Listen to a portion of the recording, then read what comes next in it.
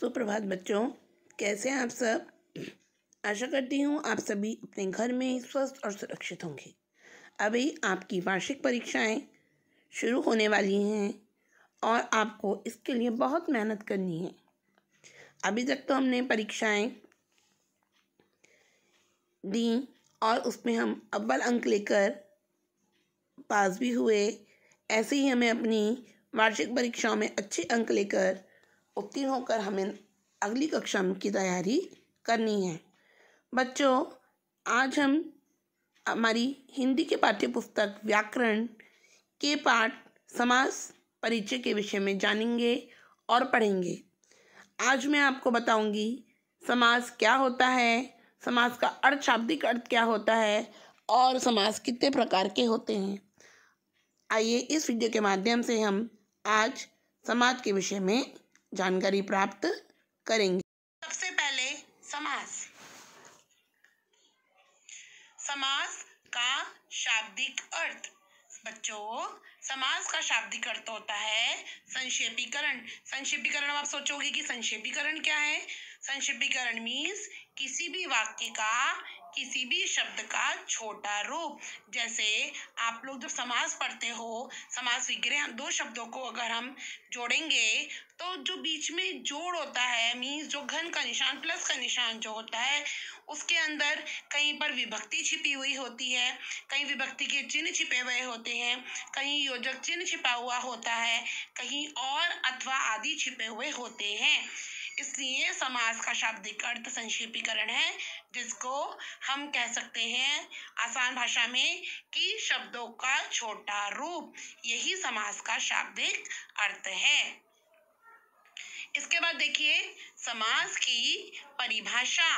दो या दो से अधिक शब्दों के मेल से जो नया शब्द बनता है उसे हम समास समस्त पद कहते हैं तथा इस मेल की प्रक्रिया को हम समास कहते हैं। समास दो शब्दों से मिलकर बनता है। समास में दो अर्थपूर्ण शब्दों का जोड़ है। जब वो आपस में मिल जाते हैं तो वह उस शब्द में एक नया शब्द बना देते हैं। अर्थात कहने का तात्पर्य ये है कि समास में अभी आप देखिए उदाहरण, परीक्षार्थी, लोकप्रिय। परीक्षार्थी में परीक्षा का अर्थी, परीक्षा का अर्थी मीन्स परीक्षार्थी, परीक्षा देने वाला। अगर इसमें दो शब्दों का मेल है, परीक्षा प्लस अर्थी। लोकप्रिय देखिए, लोक प्रिय, लोक में प्रिय, लोकप्रिय। समास में मैंने आपको बताया समास दो शब्दों से मिलकर बनता है, तो समास में दो पदों का योग होता है। कितने पदों का योग होता है? समास में दो पदों का योग होता है। समास में के दो पद होते हैं, उसमें जो पहला शब्द वो क्या कहलाता है? पूर्व पद। और समास का दूसरा पद क्या कहलाता है? उसी शब्द का उत्तर पद। समास के दो पद होते हैं, पूर्व पद और उत्तर पद। समस्त पद में पहले पद को पूर्व पद तथा बाद वाले पद को उत्तर पद कहते हैं। जैसे कि अगर हम हम उदाहरण लेते हैं, लोकप्रिय, तो लोक क्या है इसमें? पूर्व पद, और प्रिय क्या है इसका? उत्तर पद। क्योंकि लोक पहले लगा लोकप्रिय में तो वह पूर्व पद कहलाया, और प्रिय पद बाद में लगा तो वो उत्तर पद कहलाया, और इन दोनों को मिलाकर क्या बना? लोकप्रिय, जिसे हम कहेंगे समस्त पद। समास विग्रह। अब समास विग्रह क्या है?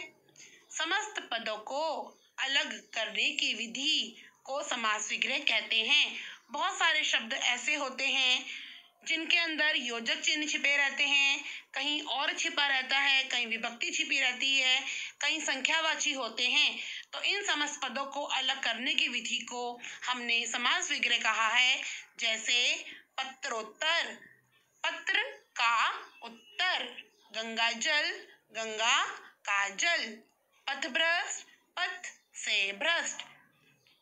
समास के कितने भेद हैं बच्चों? समास के 6 भेद होते हैं। समास के कितने भेद होते हैं? समास के 6 भेद होते हैं। सबसे पहला है अव्ययीभाव समास, दूसरा है तत्पुरुष समास, तीसरा है कर्मधारय समास, चौथा है द्विगु समास, पांचवा है द्वंद्व समास, छठा है बहुव्रीहि समास। आइए हम एक एक करके इनके बारे में जानकारी प्राप्त करेंगे। और आज बच्चों मैं आपको इन 6 समास विग्रह में से अव्ययीभाव, द्विगु और कर्मधारय पढ़ाऊंगी।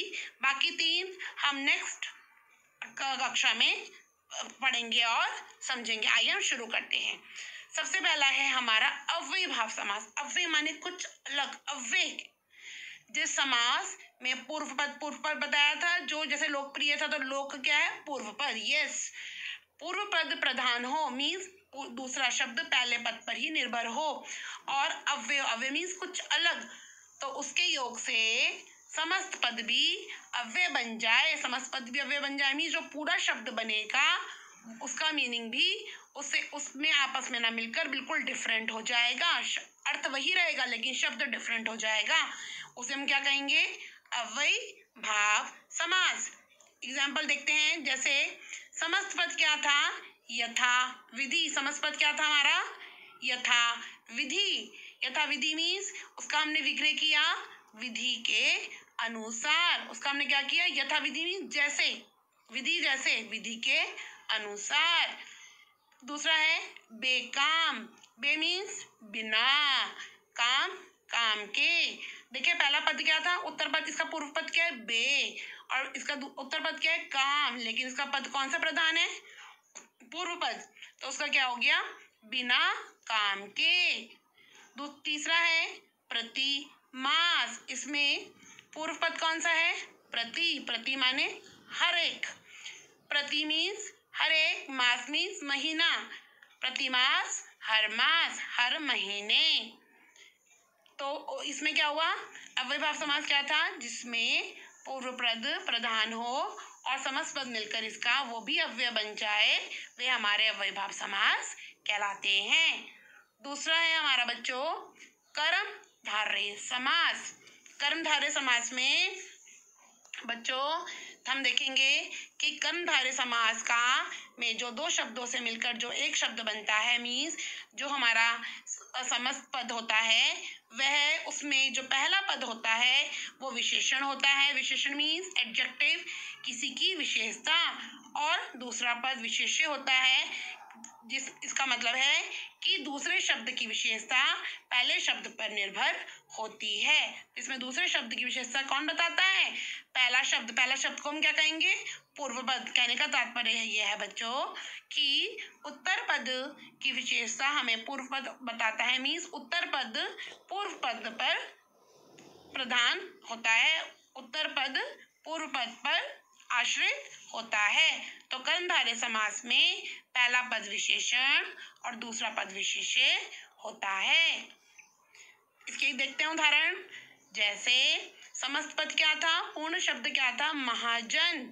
महान, जन लोग। तो लोग कैसे थे? महान। लोग कैसे थे? महान। तो इसका विग्रह क्या हुआ? अब देखो, जन क्या है? इसका विशेष्य। और महान क्या, महा क्या है इसका? महान क्या है इसका? विशेषण। तो विशेष्य किस पे आधारित है? विशेषण पे। तो उत्तर पद किस पे आधारित है? पूर्व पद पे। तो इसका क्या बना बच्चों? जन किस पर आधारित है? महान पे। तो मान है जो जन। जन की विशेषता बताई गई है कि लोग कैसे हैं? महान, इसलिए वो बना महाजन।